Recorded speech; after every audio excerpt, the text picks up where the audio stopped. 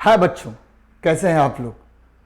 आपके तैयारी को एक नया आयाम देने के लिए, आपकी तैयारी को एक दिशा देने के लिए मेरी बुक वस्तुनिष्ठ समान विज्ञान के छठे सेट को लेकर मैं आपके सामने हूं। यह किताब आपको निश्चित रूप से नई ऊंचाइयों पर आपको पहुंचाने के लिए बहुत ही अच्छे तरीके से इसमें प्रश्नों को संजोया गया है। यह आपको निश्चित रूप से एक नई ऊंचाई प्रदान करेगा। अब इस बुक की खासियत थोड़ी सी बता देते हैं आपको। इसमें physics, chemistry, bio, numerical chemistry, science and technology, environment ecology, numerical physics, periodic table और कंप्यूटर, ये इतने सेक्शंस के प्रश्नों को मैंने सेट वाइज आपको उपस्थित किया है, प्रस्तुत किया है आपके सामने में। और ये 25-25 प्रश्नों का सेट है, जिसका 5 सेट मैंने ऑलरेडी करवा दिया है। आपको पता होगा कि ये जो बुक आपकी है, इसमें जो OMR सीट दिया हुआ है, उस OMR सीट पर आपको एक बार कोड दिया हुआ है। उस बार कोड को जैसे ही आप स्कैन कीजिएगा तो आपको सीधे लाइव डिस्कशन अवेलेबल होगा, जो आपके लिए काफी अधिक क्या है, लाभदायक है। चलिए हम लोग ज्यादा ना बात करके सीधे क्वेश्चन पर आते हैं। देखते हैं पहला क्वेश्चन नंबर। देखिए ये घड़ा भी है। क्या है घड़ा भाई? तो क्वेश्चन है कि मिट्टी के घड़े में पानी का ठंडा होना निर्भर करता है। अब ये किस पर निर्भर करता है पानी का ठंडा होना? तो भाई ये निर्भर करता है बाह्य ताप पर 1, यह निर्भर करता है वायु की गति पर 2, यह निर्भर करेगा वायुमंडलीय आर्द्रता पर 3। यानी तीनों कारक जो है इंपॉर्टेंट है। अब देखिए मिट्टी के घड़ा का पानी ठंडा क्यों होता है? क्वेश्चन यहां उठ रहा है कि मिट्टी के घड़े का पानी ठंडा क्यों होगा? तो यहां देखिए घड़े का पानी ठंडा होता है। क्यों होता है ठंडा? ये तो आपको पता होगा बच्चे, क्या होता है ठंडा होता है, क्यों होता है ठंडा? तो ये देखिए इस पर क्या है, छोटे छोटे होल्स बने होते हैं। क्या बने होते हैं? छोटा छोटा इसमें क्या होता है, छिद्र होता है। और इस छिद्र के द्वारा क्या होगा, वाष्पीकरण होगा। क्या होगा? वाष्पीकरण होगा। और वाष्पीकरण के लिए आवश्यक एनर्जी इस जल से लिया जाएगा। किससे लिया जाएगा? इस जल से लिया जाता है। वाष्पीकरण के लिए आवश्यक ऊर्जा इस जल से प्राप्त होता है, जिससे इसमें रखा जो पानी है वो क्या हो जाएगा, ठंडा हो जाएगा। पानी कैसा होगा? ठंडा होगा। जरा इस बात को फिर से मैं डिस्कस कर रहा हूं। यहां देखिए घड़ा जो है बहुत सारे छिद्र युक्त होते हैं और इस घड़े से पानी क्या होगा, वाष्पीकृत होगा। और वाष्पन के लिए आवश्यक ऊर्जा कहां से ली जाएगी? तो जल से ली जाएगी। जब ऊर्जा जल से बाहर निकलेगा तो बच्चे क्या होगा, पानी आपको ठंडा हो जाएगा और ठंडे पानी का आपको अनुभव प्राप्त होगा। याद रखिएगा कि मिट्टी के घड़े में पानी का ठंडा होना यह निर्भर करेगा आउटर एटमॉस्फेयर पर। कैसे भाई? क्योंकि जितना टेम्परेचर बाहर का ज्यादा होगा, ठीक है, वाष्पीकरण की दर उतनी ही फास्ट होगी। और देखिए वाष्पीकरण की दर को प्रभावित कौन करता है? वायु की गति। वायु की गति अगर तेज होगी तो वाष्पीकरण की भी दर तेज होगी। और ठीक है, अंत में ये वायुमंडलीय आर्द्रता पर भी यह निर्भर करेगा, क्योंकि टेम्परेचर बढ़ेगा तो आर्द्रता का मान बढ़ जाता है। याद रखिएगा ह्यूमिडिटी का मान क्या होगा, बढ़ जाएगा। तो ये बातें याद रखनी है आपको। तो मिट्टी के घड़े का पानी ठंडा होता है, याद रखना है। डायरेक्ट भी ये क्वेश्चन पूछेगा तो वाष्पीकरण के कारण, किसके कारण? वाष्पीकरण के कारण, इवापोरेशन के कारण होता है। तो ये बातें याद रखिए। चलिए हम लोग आगे बढ़ते हैं। ठीक है, देखिए मैंने और क्या क्या इसमें करके रखा है, यहां देख लेते हैं हम लोग क्वेश्चन को। देखिए क्वेश्चन क्या है तो ये मैंने बता दिया आपको। अब हम लोग आगे बढ़ते हैं। यहां देखिए, ठीक है, चलते हैं। ये देखिए मिट्टी के घड़े में पानी का ठंडा होना निर्भर करता है बाह्य ताप पर, वायुमंडलीय आर्द्रता पर, वायु की गति पर। घड़े से जब, यहां देख लीजिए, घड़े से जब जल का वाष्पीकरण होता है तो वाष्पीकरण के लिए आवश्यक ऊर्जा कहां से? जल से प्राप्त होता है, तथा जल क्या होगा, ठंडा हो जाएगा। अब देखिए यहां ऊर्ध्वपातन क्या होता है, आपको मैं बार बार बताता हूं कि ऊर्ध्वपातन क्या है। What is sublimation? सब्लिमेशन क्या होता है? कल के भी सेट में मैंने आपको डिस्कस कराया था, 5वां नंबर सेट में डिस्कस कराया था। सब्लिमेशन क्या होता है? यानी सॉलिड अगर डायरेक्ट गैस में बदल गया तो इस प्रक्रिया को हम क्या कहेंगे? ऊर्ध्व ऊर्ध्वपातन कहते हैं। और इसमें कौन कौन सा पदार्थ का ऊर्ध्वपातन होता है, बार बार मैं बताता हूं, अमोनियम क्लोराइड NH4Cl नौसादर बोलते हैं, फिर देखिए ठीक है ठोस आयोडीन, फिर देखिए बेंजीन, फिर देखिए एंथ्रासीन, नेप्थेलीन, इन सबों का क्या होगा आपको याद रखिएगा ऊर्ध्वपातन होता है। लेकिन गैस से अगर सॉलिड में बदलेंगे तो इसको हम रिवर्स ठीक है सब्लिमेशन कहते हैं। क्या कहेंगे, व्युत्क्रम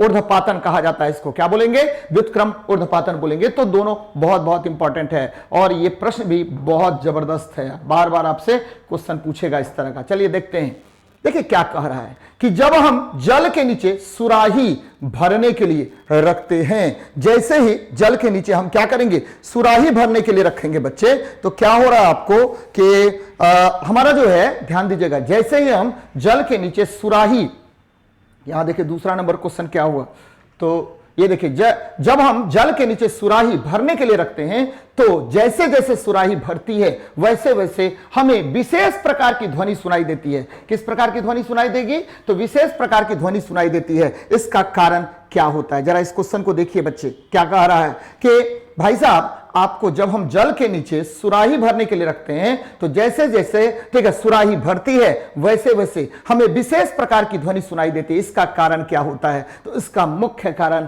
अनुनाद होता है, यानी अनुनाद को हम रेजोनेंस कहते हैं। ध्यान दीजिएगा क्या कहेंगे, रेजोनेंस कहेंगे। अब ये रेजोनेंस क्या होता है बच्चे, एकदम ध्यान में रखिएगा, क्या मैं बता रहा हूं कि यदि किसी वस्तु पर आप बल आरोपित कीजिएगा तो उसमें क्या होगा, आपको आवृत्ति उत्पन्न होगा। मान लीजिए कि किसी वस्तु पर बल के आरोपित करने से जब जल के नीचे सुराही भरने के लिए रखते हैं तो मान लेते हैं कि यहां पर जो आवृत्ति उत्पन्न हो रहा ध्वनि की आवृत्ति वह न्यू नॉट है या न्यू है, क्या है, न्यू है। और ठीक है जैसे जैसे वो भरेगा ध्वनि सुनाई देगी, तो मान लेते हैं कि वास्तविक आवृत्ति क्या थी घड़े की, तो वो है न्यू नॉट है। तो यदि ठीक है आपको जल के भरने के कारण उत्पन्न आवृत्ति न्यू और ठीक है आपको घड़े की वास्तविक आवृत्ति न्यू नॉट दोनों एक दूसरे के बराबर हो जाए तो इसी घटना को हम क्या कहते हैं, अनुनाद कहते हैं। याद रखना है, रेजोनेंस कहते हैं। जब आप क्या कीजिए कि मीटर घुमा करके, ध्यान दीजिएगा, मीटर घुमा करके हम क्या करते हैं, रेडियो बजाते हैं, तो देखिएगा जैसे ही सिग्नल जो छोड़ा गया है रेडियो स्टेशन से उसको मैचिंग सिग्नल हो जाएगा तो रेडियो बजने लगता है। एकदम ध्यान में रखिएगा, रेडियो क्या होगा, बजने लगेगा। तो ये घटना क्या है, रेजोनेंस है। तानसेन के गाने से क्या होना, तो कांच का टूट जाना, ये किस घटना पर आधारित होता है, तो रेजोनेंस या अनुनाद पर आधारित होता है। फिर देखिए आपको कदमताल करते, ठीक है, कदमताल करते सैनिकों के पुल से गुजरने पर पुल का टूट जाना, ये कौन सी घटना होती है, तो रेजोनेंस होती है। बार बार आपसे क्वेश्चन पूछेगा, अनुनाद का उदाहरण बार बार पूछता है। अब देखिए विवर्तन क्या होता है, डिफ्रैक्शन क्या होता है, ये लाइट के डिफ्रैक्शन पैटर्न को मैंने बताया है यहां पर। अब देखिए विवर्तन क्या होगा, तो मान लीजिए कि आप घर के बाहर खड़े हैं, बच्चे आप घर के बाहर खड़े हैं, दरवाजा बंद है, तो आप मम्मी को बोल रहे हैं, कॉल बेल वहां नहीं लगा हुआ है, मम्मी को बोलते हैं मम्मी गेट खोलो, तो मम्मी ठीक है अंदर बैठी हुई है, फिर भी गेट के बंद होने पर वह ध्वनि सुन लेती है। कैसे, तो भाई ये ठीक है दरवाजे के बाहर से जो आप ध्वनि बोल रहे हैं तो ये क्या होगा, ये ध्वनि आपके दरवाजे के कोने से मुड़कर आपके मम्मी के पास पहुंच रहा है। ये कौन सी घटना, विवर्तन, डिफ्रैक्शन होता है। यानी क्या मैं बता रहा हूं कि ध्वनि तरंगों का अवरोधों के किनारों से मुड़ जाना, इस घटना को हम क्या कहते हैं, विवर्तन कहते हैं। याद रखना है। अब देखिए व्यतिकरण क्या होता है, तो जब दो या दो से अधिक ठीक है ध्वनि एनर्जी क्या होगा, अधिरोपित होगा, तो ऊर्जा का मान एक बार बढ़ जाएगा, फिर देखिए ऊर्जा का मान एक बार क्या होगा, घट जाएगा। ऊर्जा के मान के अधिरोपण के कारण बढ़ने या घटने की घटना को ही क्या कहते हैं, याद रखिएगा, ये कहेंगे व्यतिकरण। और परावर्तन क्या होता है कि जब प्रकाश की किरण या ध्वनि तरंग किसी परावर्तक सतह पर पड़ती है और उसी माध्यम में वापस लौट जाता है, तो इस घटना को हम परावर्तन कहते हैं। तो बच्चे ये दोनों आपको बहुत बहुत इंपॉर्टेंट है। रेजोनेंस का जो मैंने आपको एग्जाम्पल बताया, बार बार आपसे क्वेश्चन पूछेगा कि रेडियो का मीटर घुमाकर रेडियो का बजाना कौन सी घटना, तो अनुनाद। ठीक है, कदम ताल करते सैनिक के पुल से गुजरने पर पुल का टूट जाना, क्या, तो अनुनाद। और ठीक है ध्यान में रखिएगा कि तानसेन के गाने से कांच का टूट जाना कौन सा, तो यह अनुनाद होगा। तो ये सब घटनाएं अनुनाद है। यहां देखिए कि बल्ब ये निकला तो ये जितने भी धूलकण वगैरह है इससे क्या होगा, प्रकीर्णित हो गया। तो ये क्या हो गया, आपको मुड़ गया, तो मुड़ गया। इसी घटना को हम लोग क्या कहेंगे, प्रकाश का क्या कहते हैं, प्रकाश का विवर्तन कहते हैं। यानी मार्ग में पड़ने वाले धूलकणों या जलवाष्प की बूंदों के द्वारा जो आपको प्रकाश तरंगे या अवरोध के किनारे से मुड़ जो जाता है प्रकाश की तरंगे, उसे ही क्या कहते हैं, विवर्तन कहते हैं, डिफ्रैक्शन पैटर्न कहते हैं। तो ये बातें याद रखिएगा, बहुत बहुत इंपॉर्टेंट है और आपके लिए, ठीक है, आपके एग्जाम में सफलता के लिए भी बहुत लाभदायक है। चलिए देखिए क्या कह रहा हूं मैं, जरा देखिए इसको, क्या है हमारा, जैसे जैसे जब हम जल के नीचे सुराही भरने के लिए रखते हैं तो जैसे जैसे सुराही भरती है तो वैसे वैसे हमें विशेष प्रकार की ध्वनि सुनाई देती है। इसका मुख्य कारण क्या है, तो इसका मुख्य कारण अनुनाद है। अनुनाद में उत्पन्न ध्वनि की आवृत्ति प्राकृतिक ध्वनि की आवृत्ति के बराबर होता है। एकदम ध्यान में रखिएगा इसको। मान लीजिए कि आपने ध्वनि की आवृत्ति उत्पन्न की न्यू और प्राकृतिक आवृत्ति क्या है, न्यू नॉट है, तो इसी घटना को हम क्या कहेंगे, अनुनाद या रेजोनेंस कहेंगे। इस पर बार बार आपसे क्वेश्चन पूछा जाएगा। चलिए आगे बढ़ते हैं, नेक्स्ट क्वेश्चन को देखते हैं क्या कह रहा है आपका। चलिए देखते हैं, ये देखिए एक द्विधनात्मक आयन, देखिए कितना मस्त क्वेश्चन है। द्विधनात्मक आयन क्या है, एम है, का इलेक्ट्रॉनिक विन्यास 2 8 14 है। तो ये M2+ है, तो M2+ में 2 8 14, यानी एक और 2 अगर होता तो ये क्या हो जाता, ये प्रोटॉन की संख्या हो जाती। यानी इलेक्ट्रॉन की संख्या कितनी है, 2 8 10 2 8 10 14, ठीक है, क्या हो गया 24 +2 क्या हो गया 26। यानी प्रोटॉन बराबर क्या होता है, इलेक्ट्रॉन होता है। चूंकि ये इलेक्ट्रॉन की संख्या है तो इलेक्ट्रॉन की संख्या प्रोटॉन की संख्या के क्या होता है, बराबर होता है। यानी परमाणु उदासीन होता है। यदि ये उदासीन परमाणु होता तो इसमें इलेक्ट्रॉन कितना होता, तो आपको 26 होता, उतना ही प्रोटॉन होगा, यानी प्रोटॉन की संख्या 26 हो गई। अब देखिए द्रव्यमान संख्या कितना दिया हुआ है, तो द्रव्यमान संख्या दिया, परमाणु भार दिया हुआ 56, और आपको पता है कि द्रव्यमान संख्या क्या होता है, न्यूट्रॉन प्लस प्रोटॉन की कुल संख्या को हम द्रव्यमान संख्या कहते हैं। न्यूट्रॉन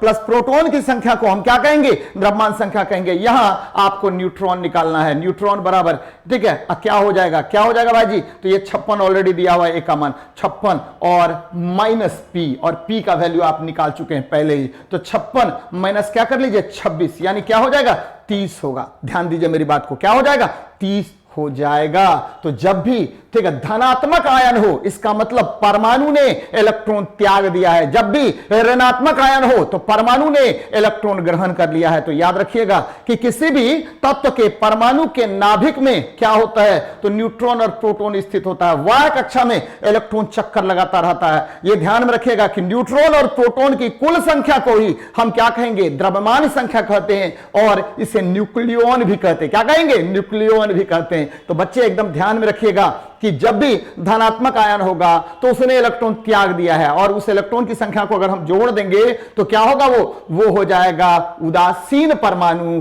और उदासीन परमाणु में इलेक्ट्रॉन और प्रोटॉन की संख्या क्या होती है, बराबर होती है। तो इसी कंसेप्ट को आधार मान करके इस क्वेश्चन को बनाया मैंने, और एकदम आसान है। नाभिक किसको बोलते हैं, तो परमाणु के केंद्र में न्यूक्लियस बोलते हैं। नाभिक क्या मतलब, न्यूक्लियस हो गया। और याद रखिएगा परमाणु के केंद्र में न्यूट्रॉन और प्रोटॉन, उसका संपूर्ण धनावेश केंद्रित होता है, इसे ही नाभिक कहते हैं। और नाभिक का आकार याद रखिएगा, ये क्या होगा 10⁻⁻15 मीटर होगा, या 1 फर्मी होगा। ध्यान में रखिएगा क्या होगा, 1 फर्मी या 10⁻⁻15 मीटर होता है। तो बच्चे एकदम ध्यान में रखना है इस क्वेश्चन को। चलिए देख लेते हैं हम लोग, यहां देख लीजिए कि क्या क्या मैंने इसमें किया है, वही बात मैंने यहां भी किया है। इसको आप, ठीक है, एकदम अच्छे तरीके से देखिएगा। क्या बता रहा हूं मैं कि द्विधनात्मक आयन का इलेक्ट्रॉनिक विन्यास 2 8 14, ठीक है, अतः यह 2 इलेक्ट्रॉन त्यागता है तो कुल इलेक्ट्रॉन्स कितने होंगे, तो ये इतने इलेक्ट्रॉन्स होंगे। तो प्रोटॉन की संख्या क्या होगी, इलेक्ट्रॉन की संख्या के बराबर होता है, क्योंकि उदासीन परमाणु होता है। परमाणु हमेशा क्या होगा, उदासीन होगा।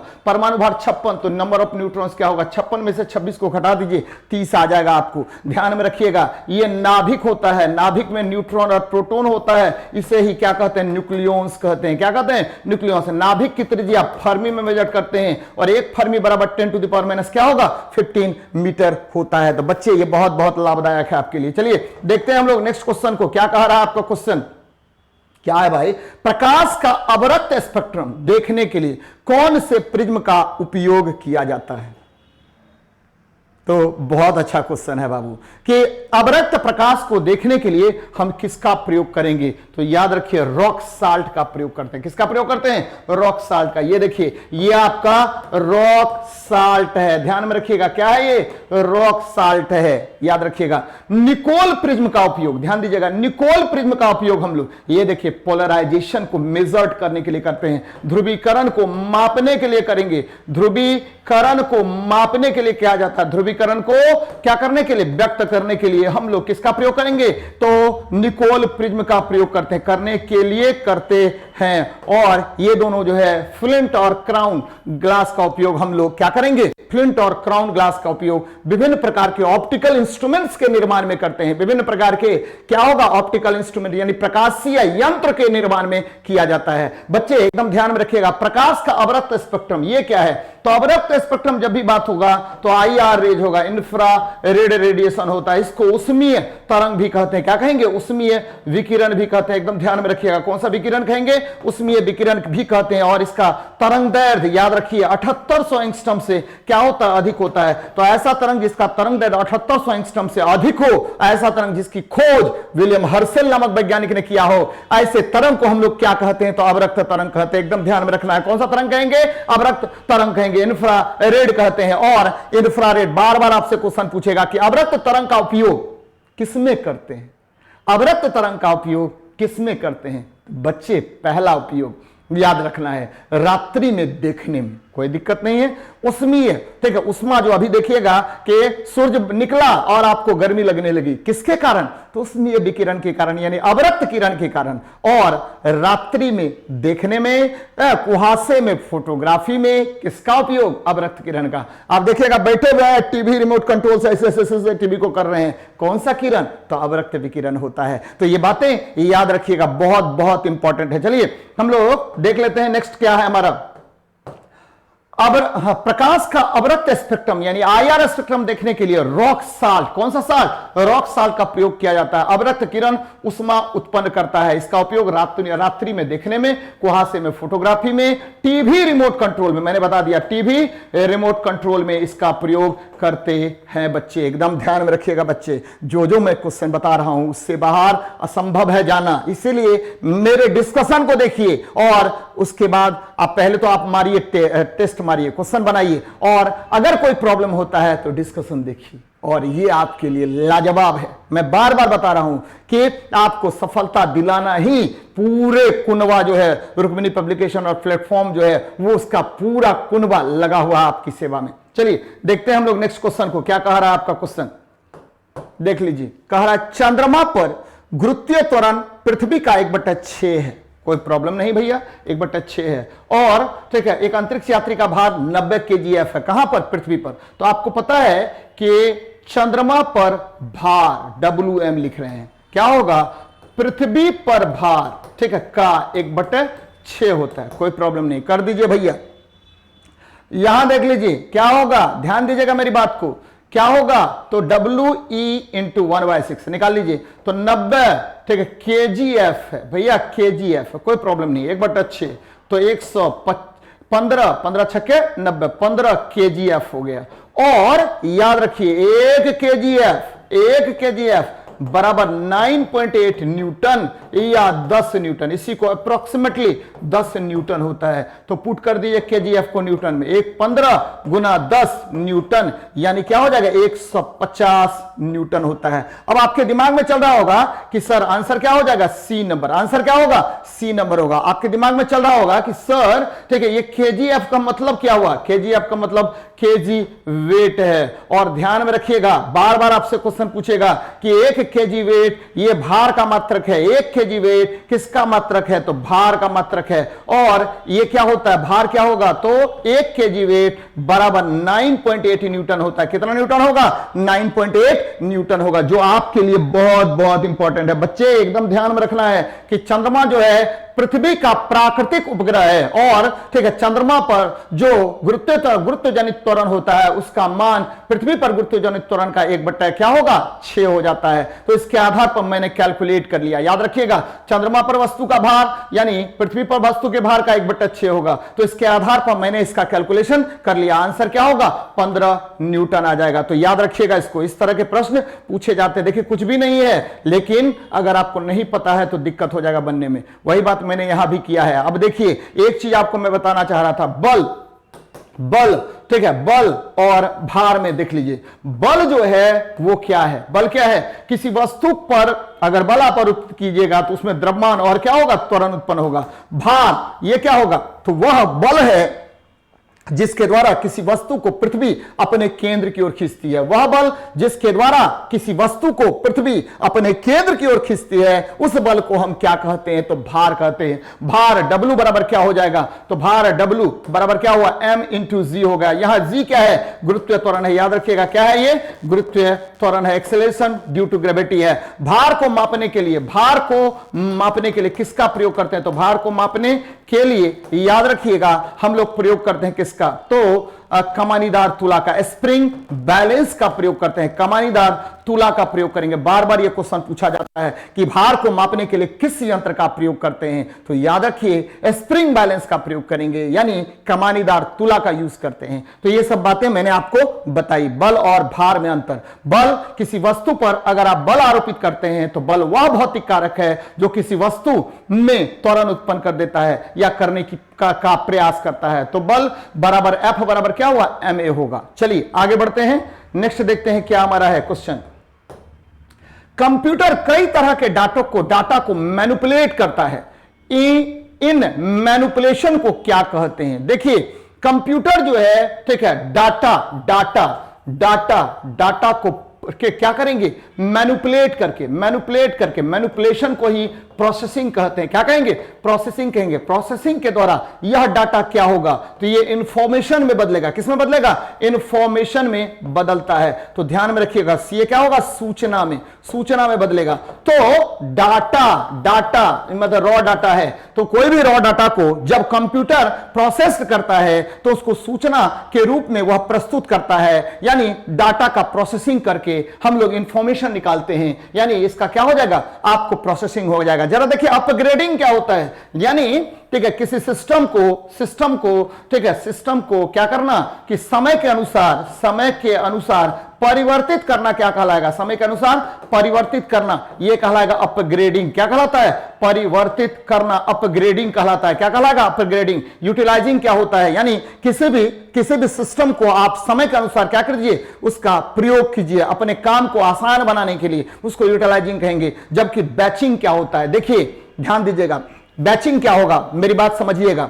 अब क्या है कि बिना इंस्ट्रक्शन के यदि कोई कंप्यूटर में या कोई भी सिस्टम में क्या होगा, कार्य आगे की ओर बढ़ता रहता है बिना किसी इंस्ट्रक्शन के, तो इसे ही बैचिंग कहा जाता है। यानी व्हेन जॉब इज परफॉर्म्ड ठीक है without any instruction through the source, then this is known as batching. ये क्या कहलाएगा, बैचिंग कहलाएगा। तो बच्चे एकदम ध्यान में रखना है कि डाटा को प्रोसेस करके हम जो सूचना प्राप्त करते हैं, यानी प्रोसेस करेंगे डाटा को, तभी जाकर के आपको क्या होगा, सूचना प्राप्त होगा, इंफॉर्मेशन प्रोवाइड होगा। तो एकदम ध्यान में रखिएगा इसको। चलिए देखते हैं हम लोग नेक्स्ट क्वेश्चन को क्या कह रहा है आपका।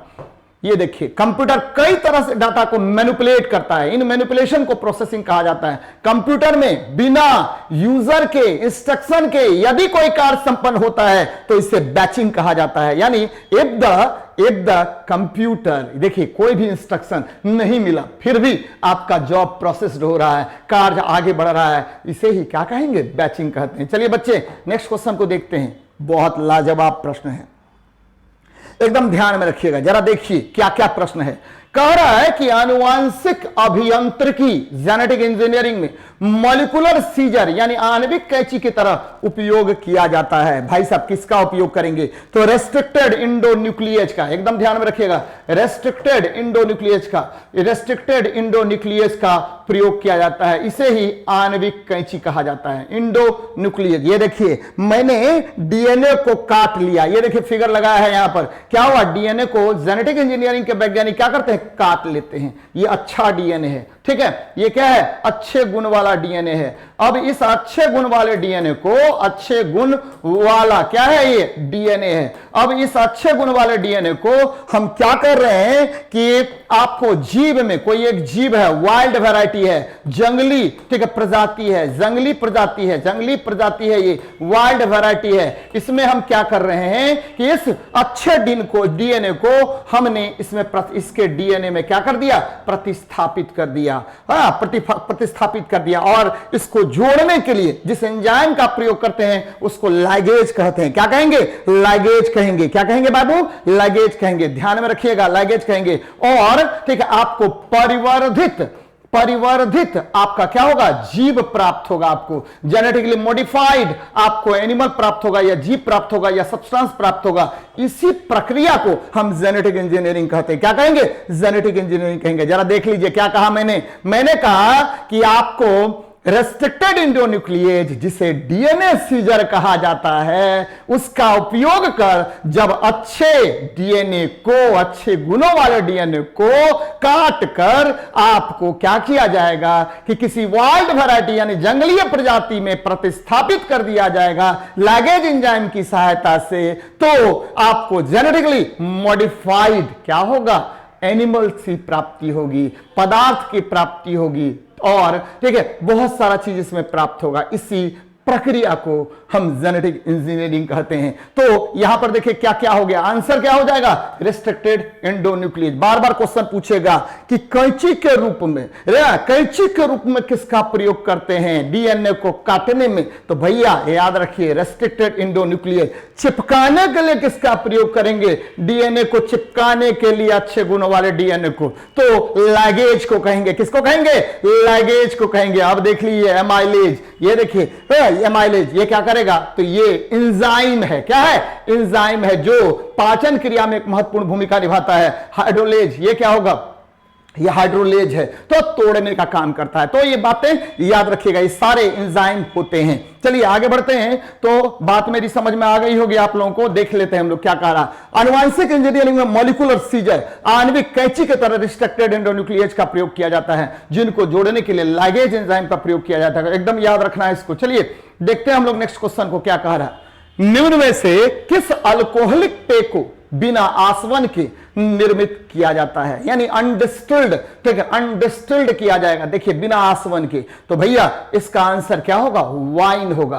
और जब भी वाइन की बात करेंगे, ध्यान दीजिएगा, वाइन की बात करेंगे तो ध्यान में रखिएगा ये इथाइल अल्कोहल का बना होता है। किसका बना होगा, इथाइल अल्कोहल का बना होगा। अब देखिए, ठीक है, गन्ने के सीरा से आपको क्या होगा, रम बनेगा, और रम में लगभग 65% इथाइल अल्कोहल होता है। ठीक है, रम में क्या होगा, 65% इथाइल अल्कोहल होता है। फिर देखिए विस्की, ये भी क्या है, आपको क्या है, आपको डिस्टिल्ड पेय है। कौन सा है, डिस्टिल्ड पेय। ब्रांडी, ये भी क्या है, डिस्टिल्ड पेय है, ध्यान में रखिएगा। फिर देखिए बार बार आपसे क्वेश्चन पूछेगा, जैसे क्या पूछेगा आपको कि सेब से क्या प्राप्त होगा। सेब से आपको वाइन प्राप्त होता है, जिसको हम लोग क्या बोलते हैं, बार बार आता है, साइडर। क्या बोलेंगे, साइडर, याद रखिएगा, साइडर होता है। फिर देखिए आपको बार बार यहां से क्वेश्चन पूछेगा, जैसे क्या पूछा कि मक्का से क्या प्राप्त होता है, मक्का से कौन सा शराब प्राप्त होता है, तो जिन प्राप्त होता है। क्या प्राप्त होगा, जिन प्राप्त होगा। और देखिए, ठीक है, बियर,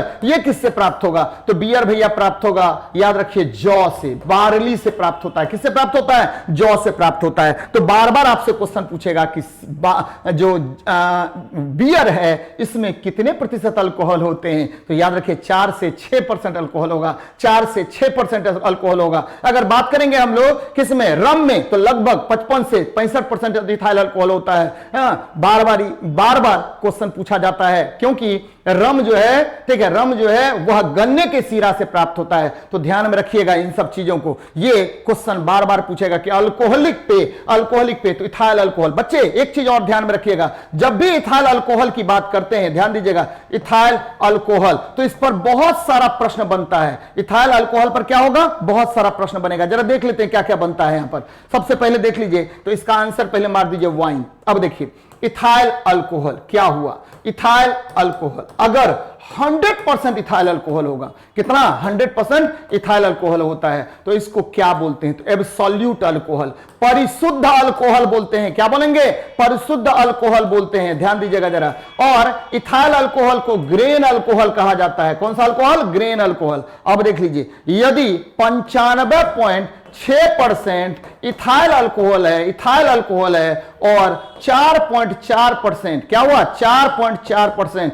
क्या हो गया, तो जल हो गया, वाटर हो गया, तो इसे हम क्या बोलेंगे, तो इसे हम बोलते हैं, क्या बोलते हैं, स्पिरिट। क्या बोलते हैं, स्पिरिट कहा जाता है। ध्यान में रखिएगा, क्या बोलेंगे, स्पिरिट कहा जाता है। तो रेक्टिफाइड स्पिरिट, कौन सा स्पिरिट, तो रेक्टिफाइड स्पिरिट कहा जाता है। फिर देख लीजिए, अगर हम क्या करें कि पेट्रोल और ठीक है इथाइल अल्कोहल का मिश्रण बना लें, तो इसको बोलते हैं पावर अल्कोहल। क्या बोला जाता है, पावर अल्कोहल कहा जाता है। फिर देखिए एक और चीज जो बार बार आपसे एग्जाम में क्वेश्चन पूछेगा, क्या पूछता है कि आपका जो इथाइल अल्कोहल है उसको पीने से, ठीक है, पीने से बचाने के लिए क्या किया जाता है, इसमें मिथाइल अल्कोहल और पायरिडीन मिला दिया जाता है। क्या मिलाते हैं, मिथाइल अल्कोहल प्लस पायरिडीन मिला देते हैं, जिससे क्या होगा, आपको इथाइल अल्कोहल क्या होगा, पीने से अयोग्य बन जाता है। इसे ठीक है क्या कहा जाता है, तो विकृतीकृत अल्कोहल, विकृतीकृत अल्कोहल यानी डीनेचर्ड अल्कोहल कहा जाता है, विकृतीकृत अल्कोहल कहा जाता है। ध्यान में रखिएगा, कौन सा अल्कोहल कहा जाएगा, तो विकृतीकृत अल्कोहल कहा जाता है। तो ये बहुत इंपॉर्टेंट है। क्या क्या मैंने यहां लिखा, जरा इसको भी देख लेते हैं, एक बार पढ़ लेते हैं हम लोग। 100% अगर इथाइल अल्कोहल होगा तो उसे एब्सोल्यूट अल्कोहल कहेंगे, परिशुद्ध अल्कोहल कहेंगे। 95.6% इथाइल अल्कोहल और 4.4% उसमें जल मिला दीजिए, तो क्या होगा, ये जो बनेगा उसको हम रेक्टिफाइड स्पिरिट कहते हैं। बार बार आपसे क्वेश्चन पूछेगा। फिर देखिए कि इथाइल अल्कोहल को हम ग्रेन अल्कोहल भी कहते हैं। कौन सा अल्कोहल कहेंगे, ग्रेन अल्कोहल भी कहेंगे। और यह भी ध्यान में रखना है कि आपको इथाइल अल्कोहल को पीने से अयोग्य बनाने के लिए उसमें मिथाइल अल्कोहल और पायरिडीन मिला दिया जाता है, जिससे वह पीने से अयोग्य बन जाता है। इस प्रक्रिया को डीनेचर्ड करना, अल्कोहल का डीनेचर्ड करना, अल्कोहल का विकृतीकृत करना कहा जाता है। तो ये याद रखिएगा आप लोग। चलिए आगे बढ़ते हैं, नेक्स्ट क्वेश्चन को देखते हैं क्या कह रहा है आपका। वही बात मैंने यहां लिखा है, ये देखिए, ठीक, वाइन अल्कोहलिक पेय है जो बिना आसवन के निर्मित होता है। रम शीरा से, ब्रांडी अंगूर से बनाए जाते हैं। यह मुख्य रूप से इथाइल अल्कोहल का बना होता है। और याद रखिए CH3OH को मिथाइल अल्कोहल कहा जाता है। और इसे वुड स्पिरिट भी कहते हैं। याद रखिएगा, क्या कहेंगे, वुड स्पिरिट भी कहा जाता है। देखिए कितनी बातें हम लोग इसमें जाने। चलिए आगे बढ़ते हैं, नेक्स्ट क्वेश्चन को देखते हैं क्या कह रहा है आपका। चलिए देख लेते हैं, मूर का नियम बहुत इंपॉर्टेंट है भाई।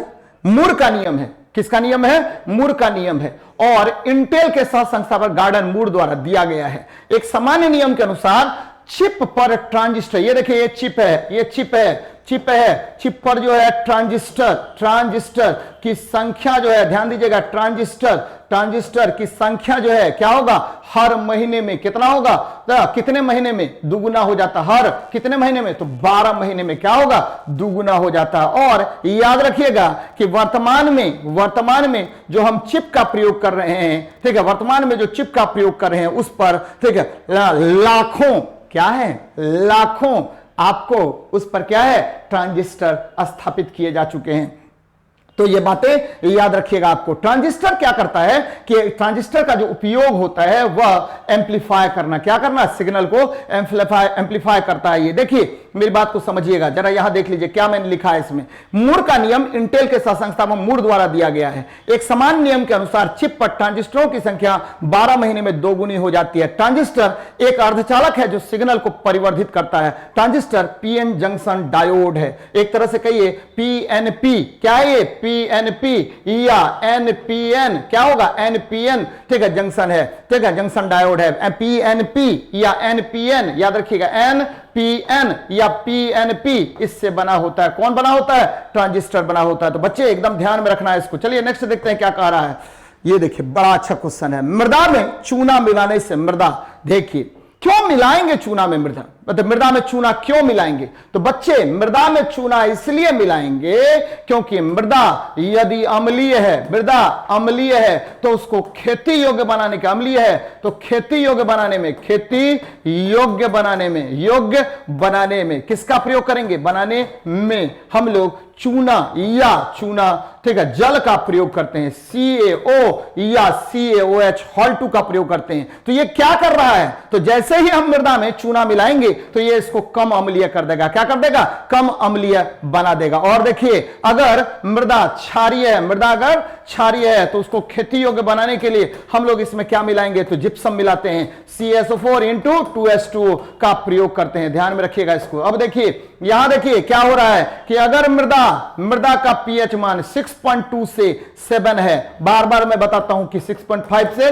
7.5 है, यानी 6.2 से 7 है, तो ये क्या होगा, स्लाइटली एसिडिक है। सबसे अच्छा मृदा खेती योग्य के लिए और उत्पादकता के बढ़ाने के लिए सबसे इंपॉर्टेंट मृदा कब होगा, जब ना तो एसिडिक होगा ना तो क्या होगा, बेसिक होगा, बीच में आएगा 6.5 से लेकर के 7.5 के बीच में। यदि मृदा का पीएच मान 7.1 से 8.5 हो गया तो ये आपके लिए डेंजरस हो गया। ध्यान में रखिएगा, इसमें भी आपका उत्पादकता घट जाएगा। तो ये बातें याद रखिएगा आप लोग। क्या कह रहा हूं मैं कि मृदा में चूना को मिलाने से मृदा कम अम्लीय हो जाएगा। और ठीक है, दो बातें याद रखिएगा। सॉइल किसे कहते हैं, तो पृथ्वी की ऊपरी परत, ठीक है, ऊपरी परत, पृथ्वी की ऊपरी परत जो लेटराइट चट्टानों के टूटने से बना है, जो आपको खेती के लिए उपयोगी है, उसे ही क्या कहते हैं, मृदा कहते हैं। और मृदा का पीएच मान खेती के लिए 6.5 से 7.5 के बीच होनी चाहिए, तभी जाकर के आपको अच्छे से खेती हो पाएगी, अन्यथा खेती का होना संभव नहीं है। चलिए तो देख लेते हैं इसको, क्या कह रहा हूं मैं। यहां देखिए मृदा में चूना मिलाने से मृदा कम अम्लीय हो जाता है। क्षारीय मृदा को खेती योग्य बनाने के लिए जिप्सम का प्रयोग करेंगे और अच्छे से खेती के लिए मृदा का पीएच मान 6.5 से 7.5 होनी चाहिए। कितनी होनी चाहिए, 6.5 से 7.5 होनी चाहिए। बार बार ये क्वेश्चन पूछा जाता है बच्चे। चलिए देखते हैं हम लोग नेक्स्ट क्वेश्चन को क्या कह रहा है आपका। तो देख लीजिए बच्चे, ये देखिए ज्यादातर जंतु जो गहरे समुद्री पानी में रहते हैं वे होते हैं, देखिए जैसे ही गहरी समुद्र में जाएंगे, ये देखिए ये समुद्र है, समुद्र में जैसे ही हम गहरे समुद्र में जाएंगे तो आपको पता है कि बहुत कम वहां पर सूर्य का प्रकाश पहुंचता है, ठीक है, कम से कम पहुंचेगा। तो ऐसे में जो जंतु होगा, जंतु, ये पादप की बात नहीं कर रहा, जंतु जो होगा वो अपरद भोजी होगा। क्या होगा, अपरद भोजी होगा। और ये देखिए ये प्लैंक्टन से, ये कौन सी खाता है, तो प्लैंक्टन्स को खाएगा। किसको खाएगा, प्लैंक्टन्स को खाएगा, जो ठीक है आपको गहरे समुद्र में जो जलीय पादप होते हैं उसको खाने का कार्य करता है। अब देखिए यहां पर जरा देखिए, प्राथमिक उपभोक्ता, तृतीयक उपभोक्ता, ये मैं एक चेन बना रहा हूं, जरा देखिए इसको। यहां पर क्या है कि जो प्रोड्यूसर होता है, उत्पादक, जो क्या करेगा, आपको सूर्य के प्रकाश को अवशोषित कर क्लोरोफिल जिसमें पाया जाता है, ठीक है, और वो क्या करेगा, वो ठीक है कंज्यूमर के लिए, किसके लिए, उपभोक्ता के लिए भोजन का निर्माण करेगा, उसे हम उत्पादक कहते हैं। क्या कहेंगे, उत्पादक कहेंगे। यानी सबसे नीचे क्या होगा, तो सबसे नीचे होगा प्रोड्यूसर। क्या होगा भाई, प्रोड्यूसर होगा, ध्यान में रखिएगा। उत्पादक होगा, क्या होगा, उत्पादक। उसके बाद आ जाइए, ठीक है, प्राइमरी कंज्यूमर, उसके बाद आ जाइए सेकेंडरी कंज्यूमर, उसके ऊपर आ जाइए, सबसे ऊपर डिकंपोजर होता है, यानी अपघटक होता है। और पृथ्वी पर सबसे बड़ा अपघटक की बात अगर करेंगे तो कौन कौन होगा, तो दो ही चीज जी, कवक और, ठीक है, कवक और जीवाणु, जीवाणु और कवक, जीवाणु और कवक। तो मान लेते हैं कि एक चेन हम डिस्कस कर रहे हैं, यहां पर देख लीजिए। तो ये देखिए क्या हुआ, तो इसको प्राइमरी प्रोड्यूसर्स है, ये क्या है, छोटे छोटे प्लैंक्टन्स हैं, ये प्रोड्यूस कर रहा है। अब देखिए ये इसको खाया कौन, ये जितने भी छोटी छोटी मछलियां हैं वो खा रहा है, तो इसको फर्स्ट ऑर्डर कंज्यूमर कहेंगे। इससे ऊपर आ जाइए, क्या होगा, सेकेंडरी, तो मिडिल वाला होगा। सबसे ऊपर आ जाइए, क्या होगा, धीरे धीरे ये बढ़ता जाएगा, तो टॉप प्रेडेटर्स हो गया। यानी आपको कि जो ज्यादातर जंतु जो गहरे समुद्री पानी में रहते हैं वे होते हैं अपरद भोजी। मेरी बात को जरा समझिएगा, जैसे सूर्य की रोशनी पड़ेगी तो क्या होगा, वो मैक्सिमम कितनी गहराई तक जा सकता है, 200 मीटर से नीचे पानी में क्या होगा, सूर्य के प्रकाश का जा पाना संभव नहीं होता है, याद रखना है। इसीलिए आपका जो कोरल रिफ, प्रवाल भित्ति, याद रखिएगा, प्रवाल भित्तियां जो होती हैं, कोरल्स जो आपको डेवलप होता है, कोरल पॉलिप्स जो डेवलप होगा वो मैक्सिमम कितनी गहराई पर होगा, तो 200 मीटर की गहराई पर होगा। तो ये एनवायरनमेंट का क्वेश्चन है, बहुत लाजवाब है, आपको ध्यान में रखना है। चलिए नेक्स्ट देखते हैं क्वेश्चन क्या कह रहा है कि ज्यादातर जंतु जो गहरे समुद्री पानी में रहते हैं वे अपरद भोजी होते हैं। गहरे समुद्र में ऑक्सीजन तथा सूर्य का प्रकाश का अभाव होता है, जिससे अंदर प्राथमिक उपभोक्ता कम होते हैं। कवक तथा जीवाणु अपघटक होते हैं, याद रखना है इसको। अब ये देखिए ये क्या है भाई, क्या है फोटो भाई, ये नेपेंथिस है। क्या है? नेपेंथिस है। आपको पता होगा कि नेपेंथिस में क्या होता है कि घड़े के समान की संरचना होती है। किसके समान की संरचना? घड़े की समान संरचना होती है। इसमें हरे हरे हरे, ठीक है, आपको क्या होगा, हरा जो है लीफ भी पाया जाता है। ये ठीक है आपको उसी मृदा में उगता है जहां नाइट्रोजन का अभाव होता है। किसका अभाव होगा? नाइट्रोजन का अभाव होता है। याद रखिएगा, जितने भी कीट भक्षी पादप होते हैं वो उसी मृदा में उगते हैं जहां नाइट्रोजन का अभाव होता है। एकदम ध्यान में रखिएगा, नाइट्रोजन का क्या होगा? अभाव पाया जाएगा। उसी मृदा में यह क्या होता है? पनपता है। ध्यान में रखना है। और इसमें जैसे ही कीट गए उसको यह बंद कर लेता है और उससे नाइट्रोजन को अवशोषित कर लेता है। तो ध्यान में रखिएगा कि एक तो यह प्राथमिक उपभोक्ता है, ठीक है, प्राथमिक उत्पादक है, उपभोक्ता नहीं। प्राथमिक क्या है? वो आपको उत्पादक है। दूसरा क्या? ये उपभोक्ता का भी कार्य करता है, क्योंकि ये देखिए कीट को भक्षण कर रहा है। तो दोनों तरह से होगा, प्राथमिक उत्पादक और उपभोक्ता के भांति भी कार्य करेगा। अब यहां पर एक क्वेश्चन आता है कि भैया आपका नेपेंथिस किस मृदा में उगता है? तो मैंने क्लियर कर दिया कि जितने भी कीट भक्षी पादप होते हैं सभी नाइट्रोजन जिस मृदा में कम होता है वहां पनपते हैं। और ये ध्यान में रखिएगा, एनपीके नाइट्रोजन, फास्फोरस और पोटेशियम, यही सबसे अधिक, ठीक है, मृदा के लिए क्या है? सबसे अधिक पादपों के लिए आवश्यक है। और इसे ही मिक्स्ड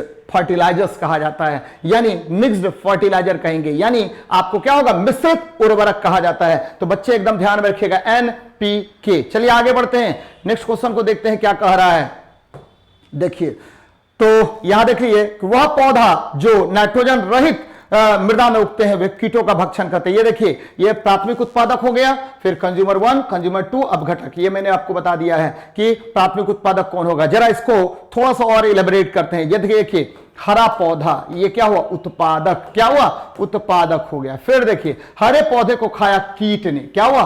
कीट ने खाया, तो कीट क्या हो गया?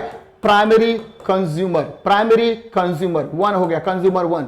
चलिए, फिर कीट को खाया किसने? तो कीट को खाया मेढक ने। किसने खाया? मेढक को ने खा लिया। तो मेढक क्या हो गया? आपको सेकेंडरी कंज्यूमर हो गया। और फिर देखिए मेढक को खा लिया कौन? तो ध्यान में रखिएगा कि ये टर्सरी कंज्यूमर हो जाएगा। मान लीजिए मेढक को खाया किसने? तो किसने खा लिया? तो इसको खा लिया सर्प ने, स्नैक ने खा लिया। तो ये द्वितीय, सर्प ने खा लिया। तो ये क्या हो गया? आपको टर्सरी कंज्यूमर हो गया। कौन सा कंज्यूमर? Tertiary consumer. अब जरा देखिए, हो सकता है कि हरा पौधा को डायरेक्ट मेढक खा ले, हो सकता है कि कीट को डायरेक्ट सर्प खा ले। तो ये जो बन रहा है इसको हम लोग बोलते हैं फूड वेब, खाद्य जाल। क्या बोलेंगे? ये जो प्रक्रिया हुआ पूरा उसको फूड चेन कहा जाता है। और एक ही खाद्य जाल में यदि एक से अधिक खाद्य, ठीक है, खाद्य संरचनाएं पाई जाती हैं तो उसे हम फूड वेब कहते हैं, खाद्य जाल कहेंगे। क्या कहेंगे? खाद्य जाल कहेंगे। तो एक ही खाद्य श्रृंखला में जब एक से अधिक आपको क्या होगा? बन जाता है। क्या बन जाता है भाई जी? तो आपको खाद्य श्रृंखला बन जाता है, तो उसे ही क्या कहते हैं? खाद्य जाल कहा जाता है, फूड वेब कहा जाता है। तो ये बातें याद रखना है आपको। और मैंने कह दिया कि कवक और क्या जी? तो बैक्टीरिया यानी जीवाणु सबसे बड़ा अपघटक होता है। तो बच्चे एकदम ध्यान में रखिएगा। चलिए देखते हैं हम लोग नेक्स्ट क्वेश्चन को क्या कह रहा है।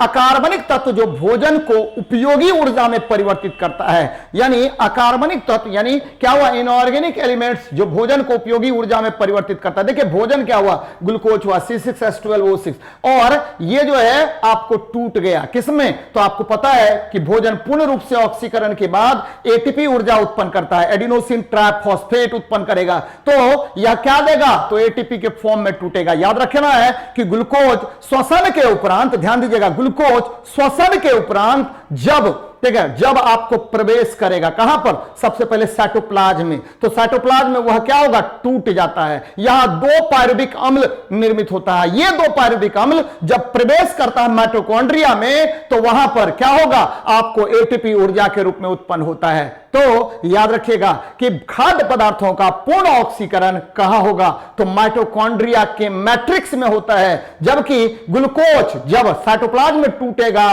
तो क्या उत्पन्न होगा? तो पायरुविक अम्ल उत्पन्न होगा। कितने पायरुविक अम्ल? 2 पायरुविक अम्ल उत्पन्न होंगे। और ये देखिए मैंने क्या बताया? एटीपी, इसको बोलते हैं एडिनोसिन ट्राइफॉस्फेट, एडिनोसिन ट्राइफॉस्फेट, और इसे एनर्जी करेंसी कहते हैं। यहां देखिए मैंने क्या लिखा है कि हमारा जो ऑर्गेनिज्म है, कोई भी जीव जंतु है, ये लंबे समय तक एटीपी को स्टोर नहीं कर सकता है। और किसके रूप में ये स्टोर करेगा? या तो फैट के रूप में, या ऑयल के रूप में, या स्टार्च के रूप में। याद रखिएगा, मनुष्य के शरीर में जो स्टार्च जो स्टोरेज होता है वो किसके रूप में? तो ग्लाइकोजेन के रूप में। किसके रूप में स्टोर होगा? ग्लाइकोजेन के रूप में। यहां देखिए एटीपी क्या हुआ? एडिनोसिन, ठीक है, ट्राइफॉस्फेट हो गया। और ये देखिए एडीपी, इसको बोलते हैं एडिनोसिन डाइफॉस्फेट में। तो एडिनोसिन डाइफॉस्फेट किस में बदलता है? तो एटीपी में बदलेगा। और एटीपी किस में बदलेगा? एडीपी में बदलेगा। तो ये प्रक्रियाएं चलती रहती हैं। किसमें? तो आपको किसमें? जीव जंतुओं में चलता रहता है। और यहां पर क्वेश्चन पे फिर आ रहे हैं, अकार्बनिक तत्व, इनऑर्गेनिक एलिमेंट जो भोजन को उपयोगी ऊर्जा में परिवर्तित करता है, वह कौन है? तो फास्फोरस है। ध्यान में रखिएगा,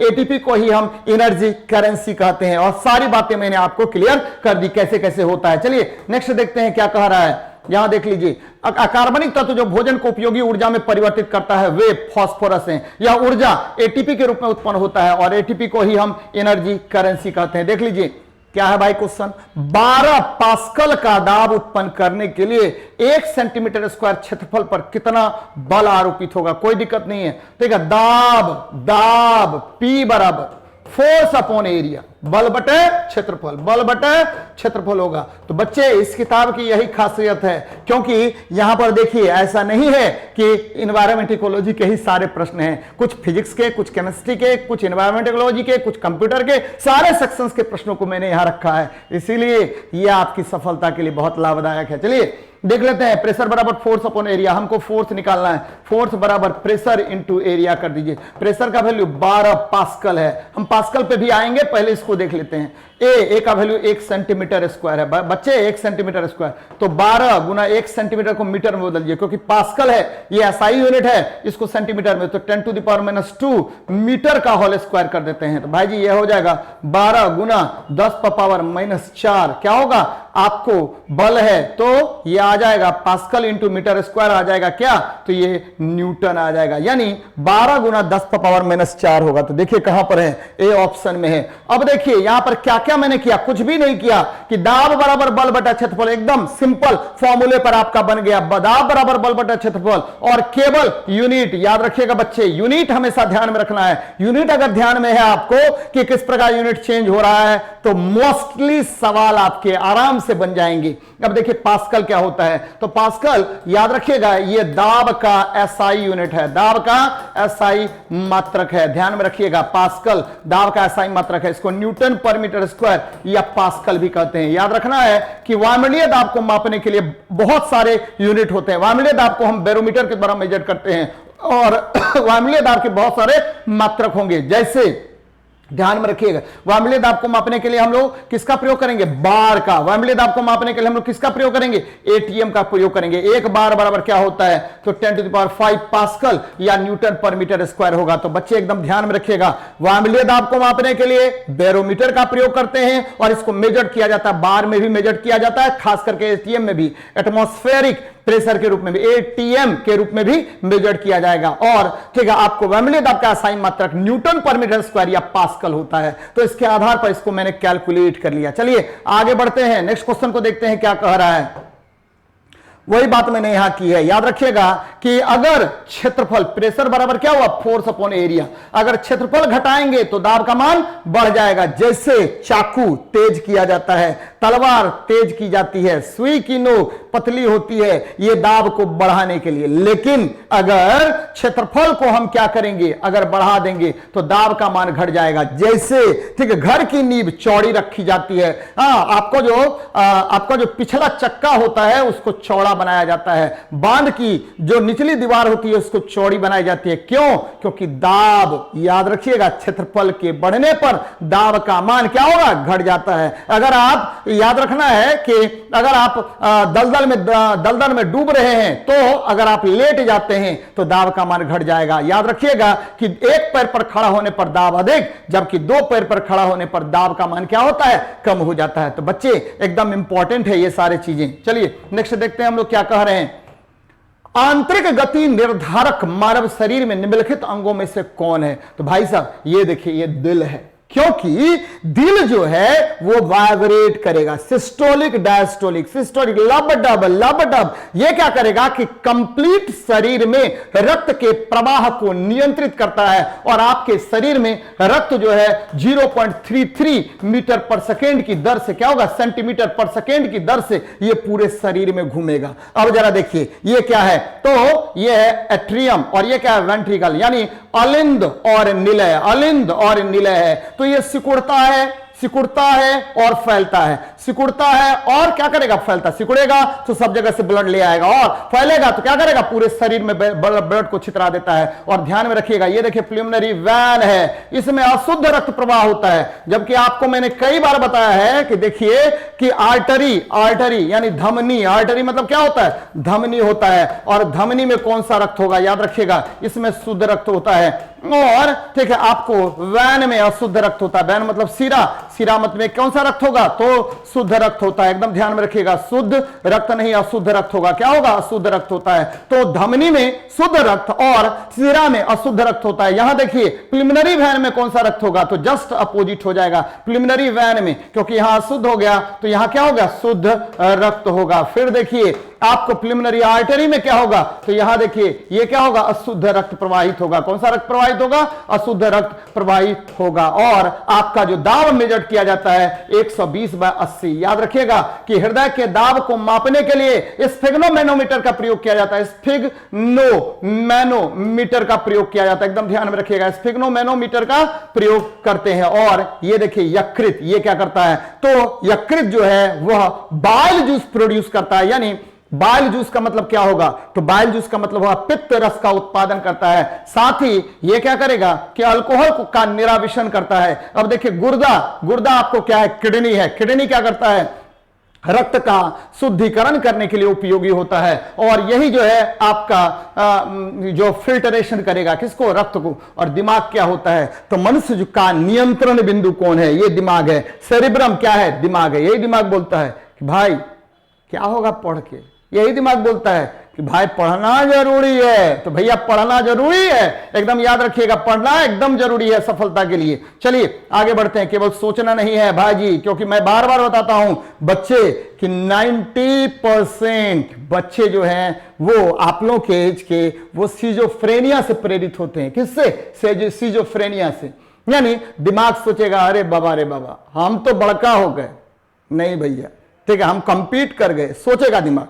लेकिन कब कंपीट कीजिएगा, जब आप पढ़ाई कीजिएगा। चलो तो बार बार मैं बता रहा हूं, आंतरिक गति निर्धारक मानव शरीर में निम्नलिखित अंगों में दिल में स्थित होता है, और यह संपूर्ण शरीर में रक्त का पंपिंग करता है। वृक्क की क्रियात्मक इकाई क्या होगा, नेफ्रॉन होगा। बार बार ये क्वेश्चन पूछा जाता है। चलिए नेक्स्ट देखते हैं, देखिए कितना मस्त क्वेश्चन है। कह रहा कि 12 ग्राम ऑक्सीजन गैस में कितने मोल होते हैं, तो आपको पता है कि 32 ग्राम में 1 मोल, 32 ग्राम में कितने मोल, 1 मोल। भैया ये O2 है, ऑक्सीजन है, ऑक्सीजन यानी 16 गुना 2 बराबर कितना मोल, तो ये देखिए 32 ग्राम हो गया, 32 ग्राम बराबर कितना मोल, 1 मोल होता है। भाई जी हमको बता रहा है, क्या बता रहा है कि नंबर ऑफ मोल्स। मैं बार बार आपको बता रहा हूं कि किस तरह से मोल से निकालना है, ये क्वेश्चन बार बार आ रहा है आपको हर सेट में, क्योंकि आपको पता होगा कि पिछले बार बहुत ज्यादा प्रश्न पूछे गए थे मूल से, तो इस बार भी पूछा जाएगा। मैं बार बार बता रहा हूं एनटीपीसी में एक क्वेश्चन रख दीजिए, यहां से पूछने की संभावना है।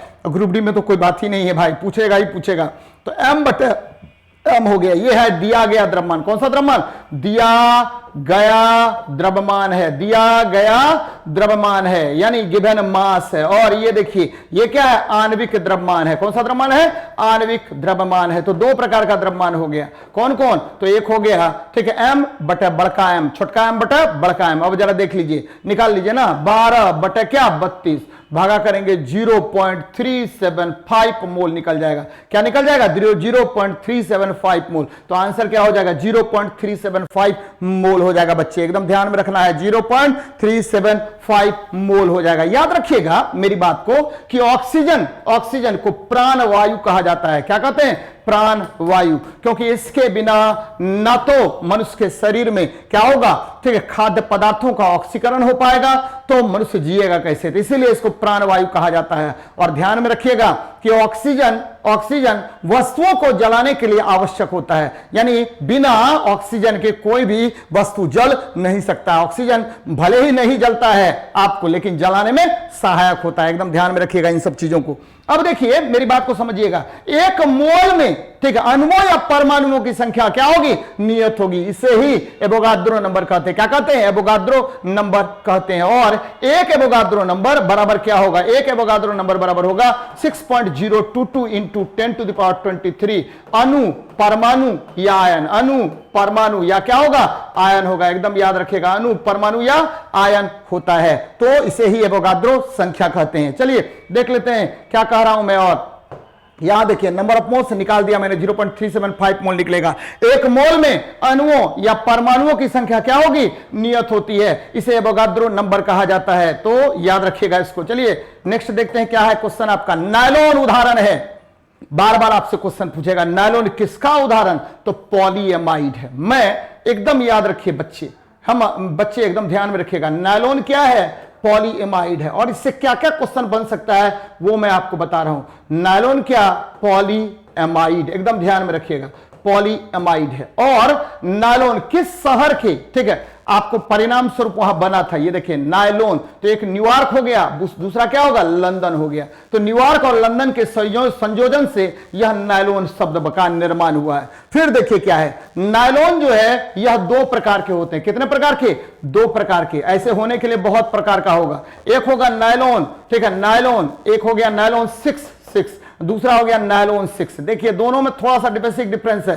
नायलॉन 6 जो है, याद रखिएगा, नायलॉन 6 जो है बच्चे, नायलॉन 6 ये क्या होगा, ये इसका जो एकलक है, एकलक मतलब क्या होता है, तो मोनोमर यूनिट जो है इसका क्या होगा, मोनोमर यूनिट, ध्यान में रखिएगा, इसका मोनोमर यूनिट जो है वो कैप्रोलेक्टम होता है। क्या होता है, कैप्रोलेक्टम होता है। एकदम याद रखना है, क्या होगा, कैप्रोलेक्टम। और ठीक है, ये बहुत बहुत इंपॉर्टेंट है। अब देखिए नायलॉन 6, इसका एकलक क्या होगा, 6 नायलॉन 6 की बात कर रहे हैं, तो इसका हेक्सामिथिलीन diamine plus adipic acid, हेक्सामिथिलीन diamine plus क्या होगा, एडीपिक एसिड का यह बना होगा, डायमीन प्लस एडीपिक एसिड का यह बना होता है। एकदम याद रखना है कि नायलॉन का उपयोग हम लोग किसमें करेंगे, देखिए यूजेस किसमें होगा, तो भाई साहब यूजेस किसमें होगा, एकदम याद रखिएगा, यूजेस किसमें होगा, तो जब भी नायलॉन की बात आएगी इसका उपयोग सबसे पहले किसमें करेंगे, तो पैरासूट में, जाल बनाने में, ये देखिए नेट बनाने में, यानी जाल बनाने में। फिर देखिए इसका उपयोग हम इलास्टिक बनाने में करेंगे, यानी रबड़ का इलास्टिक का हम लोग क्या करते हैं, मौजा पहनेंगे, तो मौजा जो आपका है वो किसका बना होगा, तो वो इसी का, नायलॉन का बना होगा। तो ध्यान में रखिएगा कि ये नायलॉन दो प्रकार का, एकदम याद रखना है। ये भी क्वेश्चन पूछता है कि नायलॉन 6 जो है किसका बहुलक है, कैप्रोलेक्टम का। नायलॉन 6 किसका बहुलक है, तो हेक्सामिथिलीन डायमीन प्लस एडीपिक एसिड का है। अब जरा इस पर आइए, पॉलीसैकेराइड, भैया सैकेराइड है, पॉली है, यानी ये इसमें आ जाइए, स्टार्च, ग्लाइकोजेन, ठीक है। फिर आइए क्या, स्टार्च, ग्लाइकोजेन, फिर आते हैं एक और लीजिए, सेलुलोज। ये सभी क्या है भाई, ये सभी स्टार्च, सेलुलोज, ग्लाइकोजेन, ये सभी पॉलीसैकेराइड्स हैं। अब देखिए पॉलीथीन यानी इथीन का बहुलक होता है। किसका बहुलक होगा, इथीन का बहुलक होगा। बच्चे किसका बहुलक होगा, तो इथीन का बहुलक होगा। इथीन का बहुलक कौन, पॉलीथीन। इथीन का बहुलक कौन, पॉलीथीन। और मैंने क्या बताया, नायलॉन 6, बच्चे बोल रहे होंगे सर हिंदी, तो मैं हेक्सामिथिलीन, ये क्या है, हेक्सामिथिलीन डायमीन, हेक्सामिथिलीन डायमीन नाम है भैया, हेक्सामिथिलीन डायमीन, और एडीपिक एसिड का बहुलक है। नायलॉन 6 कैप्रोलेक्टम का बहुलक है। और याद रखिए कोरोदर्स ने इसका निर्माण किया था। किसने किया था, कोरोदर्स ने। हेक्सामिथिलीन डायमीन प्लस एडीपिक एसिड, ये क्या है, आपको नायलॉन है जिसका निर्माण कोरोदर्स नामक वैज्ञानिक ने किया था। तो ये बातें एकदम ध्यान में रखिएगा बच्चे, बहुत बहुत इंपॉर्टेंट है। और पॉलीथीन या इथीन का बहुलक है, और प्लास्टिक का जो बैग होता है वो किसका बनता है, तो पॉलीथीन का। किसका बनेगा, पॉलीथीन का बनेगा। और याद रखिए स्टार्च, ग्लाइकोजेन, सेलुलोज, ये क्या है, पॉलीसैकेराइड है। क्या है, पॉलीसेकेराइड है। ग्लूकोज क्या है भाई? मोनोसेकेराइड। फ्रुक्टोज क्या है? मोनोसेकेराइड। लेकिन यहीं पर अगर आ जाता सुक्रोज तो डाइसेकेराइड। क्या बोलते हैं? डाइसेकेराइड बोलते हैं। तो बच्चे एकदम ध्यान में रखिएगा, जो मैं बातें बता रहा हूं आपको, आपके लिए बहुत बहुत लाभदायक है। चलिए देख लेते हैं, नेक्स्ट हम लोग बात कर लेते हैं क्या है क्वेश्चन। नायलॉन पॉलीएमाइड या हेक्सामिथिलीन डायमीन प्लस एडीपिक एसिड का बोला का इसका उपयोग रस्सी बनाने में, पैरासूट में एवं इलास्टिक में किया जाता है। देख लेते हैं नेक्स्ट क्वेश्चन। ये कहा भाई निम्न में से किसी संरचना ग्रेफाइट, किसकी संरचना ग्रेफाइट के समान है? तो बोरोन नाइट्राइड। यहां देखिए बोरोन नाइट्राइड, दोनों की संरचना मैंने यहां पर बनाया है और ये ग्रेफाइट के समान होगा। ठीक है, बोरोन नाइट्राइड की संरचना किसके समान? आपको ग्रेफाइट के समान होगा। जरा मेरी बात को समझिएगा बच्चे, मेरी बात को समझिएगा। ग्रेफाइट भाई जी, ग्रेफाइट ये क्या होगा? ये sp2 हाइब्रिडाइजेशन होता है। क्या होगा? sp2 हाइब्रिडाइजेशन होता है। ये कार्बन का रवादार अपरूप होता है। कार्बन का क्या होगा? रवादार अपरूप होता है। यानी कि रवादार को बोलते हैं हम लोग इंग्लिश में क्या बोलेंगे? तो इंग्लिश में बोलेंगे रवादार, यानी क्रिस्टलाइन। ठीक है, क्रिस्टलाइन क्या होगा? एलोट्रोप्स होता है। किसका? तो कार्बन का। याद रखिए ये क्या होगा? उष्मा विद्युत का चालक। उष्मा विद्युत का ये क्या होता है? चालक होता है। एकदम ध्यान में रखिएगा, उष्मा और विद्युत का चालक होता है। ये क्या होता है? षटफलकीय होगा। हेक्सागोनल स्ट्रक्चर होता है इसका। कैसा होता है? हेक्सागोनल स्ट्रक्चर होता है। तो ये कौन है? तो बोरोन नाइट्राइड है। याद रखिएगा ग्रेफाइट बोरोन नाइट्राइड होता है। इसका उपयोग बहुत सारे कामों में करते हैं। पेंसिल जो लिखते हैं वो क्या है? ग्रेफाइट है। और इसे काला शीशा भी कहते हैं। याद रखिएगा क्या बोलेंगे? काला शीशा भी कहा जाता है। तो ये बच्चे बहुत बहुत इंपॉर्टेंट है आपका ग्रेफाइट। ये क्वेश्चन पूछता है क्योंकि आपका जो बैटरी होता है उसमें इलेक्ट्रोड का निर्माण जो है वो ग्रेफाइट के द्वारा किया जाता है। तो बच्चे एकदम ध्यान में रखना है इन सब चीजों को। ठीक है, ये देखिए वाह आवरण जो होता है ये भी क्या होता है? बड़े बड़े बैटरी का वाह आवरण जो होता है ये भी किसका बनता है? ग्रेफाइट का बनता है। तो बहुत सारा इसमें क्वेश्चन पूछा जाता है ग्रेफाइट से, क्योंकि यह उष्मा और विद्युत का क्या होगा? तो सुचालक होता है। क्या होगा? उष्मा और विद्युत का चालक होता है। चलिए आगे बढ़ते हैं, नेक्स्ट क्वेश्चन को देखते हैं क्या कह रहा है आपका। ग्रेफाइट की संरचना बीएन के समान रहता है। ग्रेफाइट में sp2 हाइब्रिडाइजेशन होता है। इसकी संरचना षटफलकीय होती है। देख लेते हैं, निम्न में कौन सदिश राशि नहीं है? निम्न में कौन सदिश राशि नहीं है बोल रहा है? सदिश राशि नहीं है। तो अभी देखिए सदिश राशि किसको बोलेंगे? बच्चे एकदम ध्यान में रखिएगा। सदिश राशि जिसका परिमाण और मात्रक दोनों होता है, यानी दोनों चीज होगा, परिमाण और मात्रक, जिसमें दोनों होता है। ठीक है, परिमाण, मात्रक और क्या होगा? दिशा। ये देखिए ये तीनों होता है। ऐसे भौतिक राशि को हम क्या बोलेंगे? सदिश राशि बोलेंगे। याद रखिए बलाघुन, बलबाहु, ठीक है, संवेग, आवेग, बल, ठीक है, ये जितने भी राशि हैं सब क्या होगा? सदिश राशि होगा। तो इस ऑप्शन में देखिए बलाघुन, विद्युत क्षेत्र, जितने भी भौतिक राशि में क्षेत्र लगा होगा सभी सदिश राशि होंगे। प्रतिबल ये सदिश राशि होगा। तो ये सब क्या है? सदिश राशि होगा। लेकिन आवेश आपको अदिश राशि है। आवेश क्या होगा? अदिश राशि होगा। ध्यान दीजिए, आवेश क्या होगा?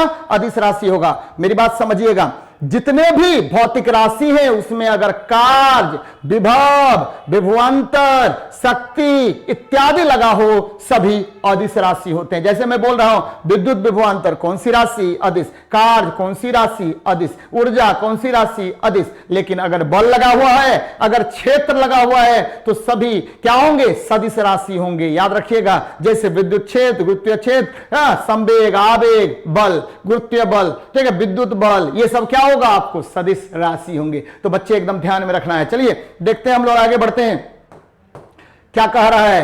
तो ये देखिए क्या कह रहा है कि आवेश अदिश राशि है, बलाघुन, विद्युत क्षेत्र, प्रतिबल सदिश राशि है। आवेश का SI मात्रक कूलम्ब होता है। एकदम ध्यान में रखिएगा। चलिए हेमोफीलिया के संदर्भ में असत्य कथन क्या है?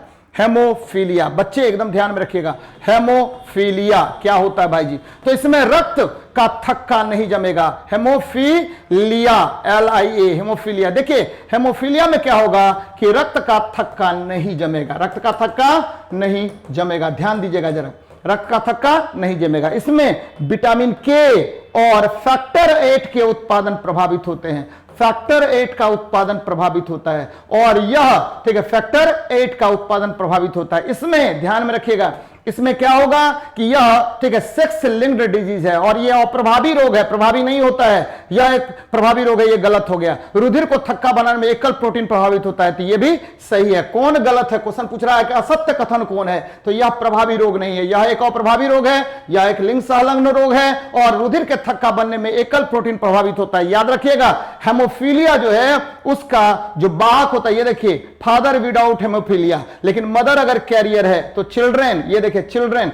ये क्या होगा, तो सन जो होगा, कौन होगा, लड़का जो होगा वो पूर्णतः आपको प्रभावित होगा। किससे, तो पूर्णतः प्रभावित होगा किससे, तो हेमोफीलिया से। लेकिन ठीक है आप देखो वाहक बन जाएगी, कौन वाहक बनेगी, फिर यहां पर डॉटर यानी ठीक है लड़कियां बनेगी, क्या बनेगी, लड़कियां। इसे रॉयल डिजीज भी कहा जाता है, याद रखना है कौन सा डिजीज बोलेंगे, रॉयल डिजीज भी कहा जाता है। यहां पर मैं जो बता रहा था, ये देखिए फादर विदाउट हेमोफिलिक है, लेकिन मदर जो है हेमोफिलिक है, अर्ध मध्य, ये क्या है, यहां अप्रभावी है। लेकिन जैसे ही आपको किसमें आएगा, सन में आएगा, तो एक्स क्रोमोजोम, चूंकि ठीक है आपको ध्यान में रखना है कि एक्स क्रोमोजोम जो है हेमोफिलिया में क्या होता है, प्रभावित होता है। तो जैसे ही पुरुष में आएगा तो ये डोमिनेंट हो जाएगा, क्योंकि यहां एक एक्स और एक वाई होता है, तो एक्स क्रोमोजोम डोमिनेंट हो जाएगा और ठीक है प्रभावित हो जाएगा। कौन हेमोफिलिक से प्रभावित हो जाएगा, कौन आपको, तो पुरुष प्रभावित हो जाएगा। लेकिन महिलाओं में यहां 2 एक्स होता है, यानी आपको क्या होगा, वह केवल कैरियर होगा, वो डोमिनेंट नहीं होगा। तो बच्चे एकदम ध्यान में रखिएगा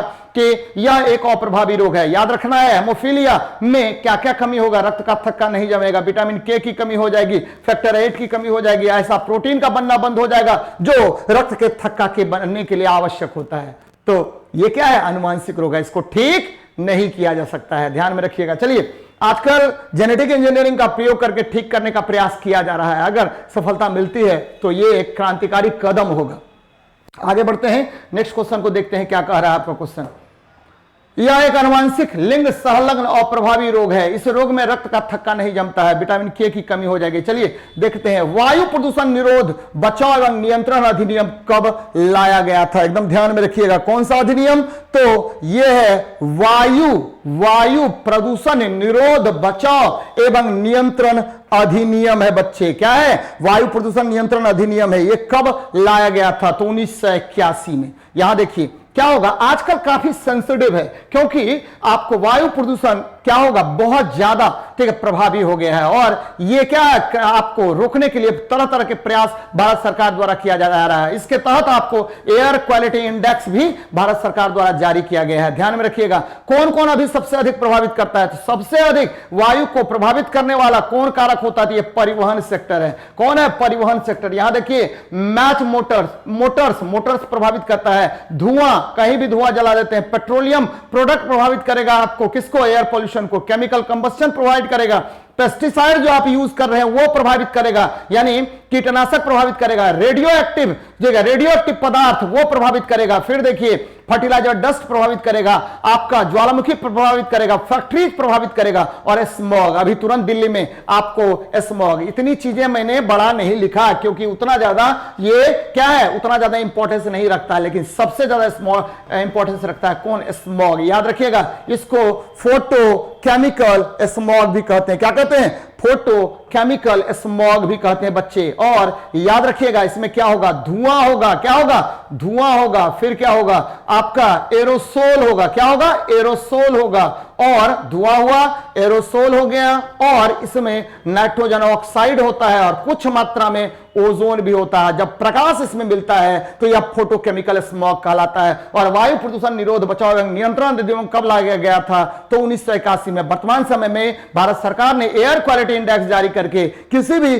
शहर के ठीक है वायु को क्या कर दिया है, व्यक्त करने का एक तरीका निकाला है। चलिए देखते हैं हम लोग नेक्स्ट क्वेश्चन को देखते हैं क्या कह रहा है आपका क्वेश्चन।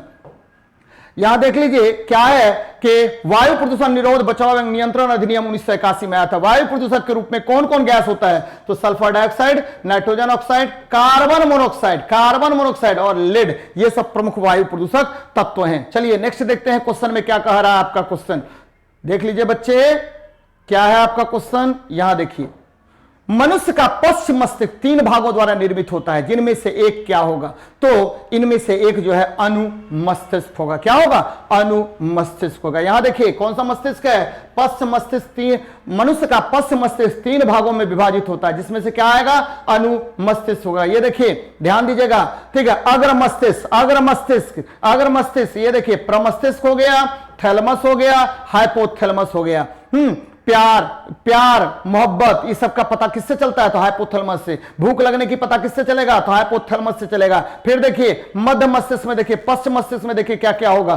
तो ये देखिए पोन्स हो गया, अनुमस्तिष्क हो गया, मेडुला हो गया, ये पश्च मस्तिष्क के महत्वपूर्ण भाग हैं। और याद रखना है कि पोन्स जो है वो रेस्पिरेशन के रेट का पता चलता है। यहां से क्या चलेगा? रेस्पिरेशन यानी श्वसन दर का पता चलता है। याद रखिएगा ब्रेन का सबसे महत्वपूर्ण भाग कौन होता है? तो सेरिब्रम होता है। क्या होगा? सेरिब्रम होता है। और ये जो है ये बुद्धि विवेक का केंद्र बिंदु होता है। बुद्धिमत्ता यहीं से आती है मनुष्य में। तो ये बातें याद रखना है आपको ध्यान में रखना है कि ब्रेन का, मस्तिष्क का सबसे बड़ा भाग कौन होगा? तो सेरिब्रम होता है। बुद्धि विवेक का केंद्र बिंदु कौन होगा? तो सेरिब्रम होता है। चलिए आगे बढ़ते हैं, नेक्स्ट क्वेश्चन को देखते हैं क्या कह रहा है। इसी में मैंने लिखा है मनुष्य का पश्च मस्तिष्क 3 भागों द्वारा निर्मित होता है, उसमें एक अनुमस्तिष्क होता है। सेरिब्रम मस्तिष्क का सबसे बड़ा भाग होगा। तो बच्चे एकदम बहुत अच्छे तरीके से मेहनत कीजिए, आपकी सफलता में हम लोग दिन रात लगे हुए हैं बच्चे। चलिए देखते हैं क्या कह रहा है। इनमें से कौन सा खनिज है? लोहे का खनिज है भैया, लोहे का खनिज है। तो लोहा का खनिज, जब भी लोहा का खनिज का बात करते हैं, लोहा के खनिज कौन कौन होंगे? तो लोहे के खनिज, खनिज किसको बोलते हैं? तो वह पदार्थ जो क्या होगा? जमीन के अंदर से निकाला जाता है या भूपर्पटी से प्राप्त होगा, जिससे, ठीक है, जिससे आपको क्या होगा कि सस्ता सुविधाजनक तरीके से हम, ठीक है, क्या प्राप्त कर सकते हैं? धातु प्राप्त कर सकते हैं। उसे अयस्क कहा जाता है। और ठीक है, खनिज हो गया क्या? तो ओर्स, ओर्स को ही हम लोग खनिज कहते हैं। इसको ज्यादा अच्छा होता है यदि हम अयस्क कहते। क्या कहते? अयस्क कहते। ध्यान में रखिएगा क्या कहते हैं? अयस्क कहते हैं। तो निम्न में से कौन सा लोहे का खनिज है? तो लोहे का खनिज पहला नंबर क्या होगा? ध्यान में रखिएगा, इसको मैग्नेटाइट कहते हैं। क्या कहते हैं? मैग्नेटाइट। और इसका फॉर्मूला होता है Fe3O4। क्या होगा? Fe3O4। दूसरा देखिए क्या होगा? तो ये हो गया मैग्नेटाइट, हो गया हेमेटाइट, ये बहुत ज्यादा यूज होता है हेमेटाइट, और इसका फॉर्मूला क्या होता है? Fe2O3। तीसरा क्या होगा? तो याद रखिए तीसरा हो गया लिमोनाइट। क्या होगा? लिमोनाइट हो गया। और इसका फॉर्मूला क्या होगा? तो Fe2O3 × 3s2 हो जाएगा। चौथा क्या होगा? इसको बोलते हैं सीडेराइट, FeCO3 हो जाएगा। सीडेराइट FeCO3 होगा। तो लोहा के कितने अयस्क? 3 मुख्य अयस्क, ठीक है। कौन कौन? तो hematite, magnetite, hematite, limonite, siderite. Magnetite, hematite, तो लिमोनाइट, सीडेराइट। और ये ध्यान में रखिएगा। अब देखिए इसमें कौन कौन सा अयस्क है। सबसे पहले मेलेकाइट, तो मैग्नेटाइट हो गया आंसर आपका। मेलेकाइट हो गया, ये देखिए Cu, ठीक है, Cu, CO, ठीक है, OH होल 3 हो गया, यानी ये कॉपर का अयस्क है। किसका अयस्क है? कॉपर का अयस्क है। Cu, CO, OH होल 3 हो गया, ये किसका अयस्क हो गया? तो यह हो गया कॉपर का अयस्क। पायरोलुसाइट, याद रखिएगा ये किसका अयस्क है? तो पायरोलुसाइट जो है ये क्या हो गया? MnO2। अब देखिए कैसिटेराइट SnO2, तो पायरोलुसाइट मैग्नीज का अयस्क है। और कैसेटीराइट SnO2 ये किसका अयस्क है? तो टीन का अयस्क है, ठीक है। आपको कैसेटीराइट SnO2 क्या हो गया? किसका अयस्क? तो टीन का अयस्क हो गया। और याद रखिएगा क्या मैंने बताया कि मेलेकाइट कॉपर का अयस्क और पायरोलुसाइट मैग्नीज का अयस्क होता है। तो बच्चे ये बहुत बहुत बहुत इंपॉर्टेंट है आपके लिए। चलिए देखते हैं नेक्स्ट क्वेश्चन को क्या कह रहा है आपका। यहां देखिए क्या है आपका क्वेश्चन। ये देखिए लोहा का प्रमुख अयस्क मैंने बता दिया है आपको ऑलरेडी। चलिए BZR, ठीक है, किस रोग से संबंधित है? तो भैया ये मधुमेह यानी डायबिटीज रोग से संबंधित ये क्या है? दवा है। और BZR-34 किस रोग से संबंधित है? तो मधुमेह रोग की एक विशेष प्रकार की दवाई है। ध्यान में रखिएगा कि मधुमेह रक्त में शर्करा की मात्रा का बढ़ जाना। रक्त में किसकी मात्रा? रक्त में शर्करा की मात्रा अगर बढ़ जाती है, शर्करा की मात्रा बढ़ जाती है, तो इस रोग को हम क्या कहेंगे? मधुमेह कहेंगे। टीबी आपको पता है बैक्टीरियल डिजीज है। किससे होता है? बैक्टीरिया के कारण होता है। टाइफाइड, ठीक है, ये भी बैक्टीरिया के कारण होगा। कैंसर ये कार्सिनोजेनिक होता है। क्या होगा? कार्सिनोजेनिक होता है। याद रखिएगा, कैंसर के अध्ययन को हम क्या कहते हैं? ओन्कोलॉजी। क्या कहेंगे? ओन्कोलॉजी कहेंगे। मेरी बातों को आप एकदम ध्यान में रखिएगा।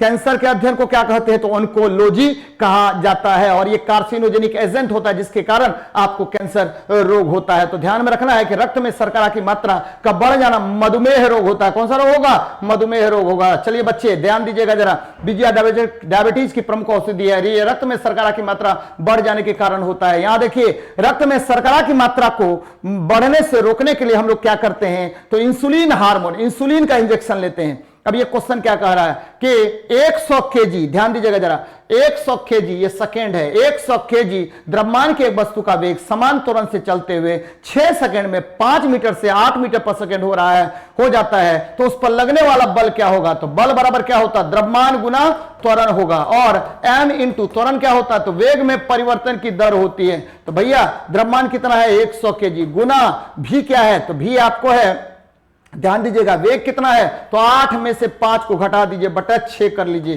तो ये देखिए, 8 में से 5 को घटाएंगे 3, 3 दूनी 6, यानी 50 न्यूटन हो जाएगा। कितना न्यूटन होगा? 50 न्यूटन होगा। अब जरा मेरी बात को समझिएगा, बल किसको कहते हैं? तो बल संवेग में परिवर्तन की दर होती है। संवेग में परिवर्तन की दर को हम क्या कहते हैं? तो बल कहते हैं। एकदम ध्यान में रखिएगा, संवेग में परिवर्तन की दर को बल कहा जाता है। और बल की परिभाषा कहां से मिला? तो न्यूटन के पहले गति नियम से। बल का व्यंजक कहां से मिला? न्यूटन के द्वितीय गति नियम से बल का व्यंजक मिलता है। बल का गुण कहां से मिलता है? तो बल की प्रॉपर्टी न्यूटन के तृतीय गति नियम से मिलता है। और न्यूटन ने ही बल के बारे में बताया था कि बल वह भौतिक कारक है जो किसी वस्तु पर लगाकर उसकी अवस्था में परिवर्तन ला देता है या लाने की चेष्टा करता है। तो बच्चे, ये आज 25 क्वेश्चन हो गया। और आपको जाते जाते मैं बस यही कहूंगा कि बच्चे पढ़िए पढ़िए पढ़िए और सफलता अर्जित कीजिए। और ये तभी संभव है जब आप मेरे से जुड़िए जुड़िए जुड़िए जुड़िए जुड़िए और एक नई ऊंचाई तक पहुंचिए, क्योंकि मैं लगा हुआ हूं आपकी सफलता में, आपकी इसको सफल करने में। चलिए मिलते हैं नेक्स्ट क्लास में।